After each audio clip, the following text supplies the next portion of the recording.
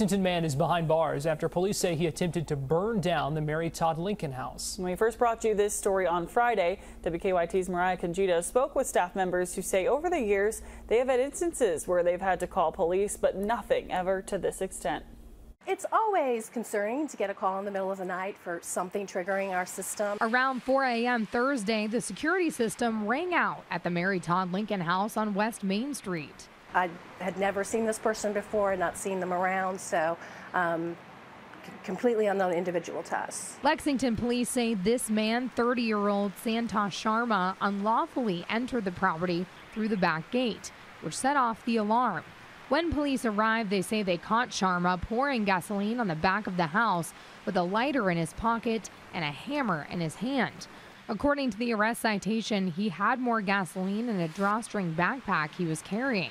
Even if he had gotten further along in his process, we have a security system, we have an active fire system, so I'm confident that long-lasting harm wouldn't have come to the building. Executive Director of the Mary Todd Lincoln House, Gwen Thompson, says she was called to the house that night to meet with police.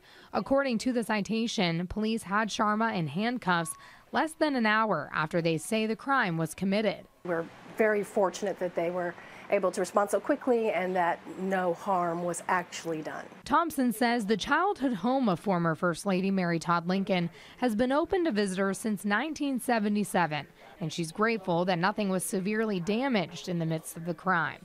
She says those very visitors were welcomed in that following morning. Our historic sites are treasures nationally, and in Lexington we're all very proud to serve our community and also the visitors who come to Lexington to see what Lexington's all about. Sharma is charged with menacing because police say he brandished the hammer, placing the officer in harm's way, criminal trespassing, and second-degree arson.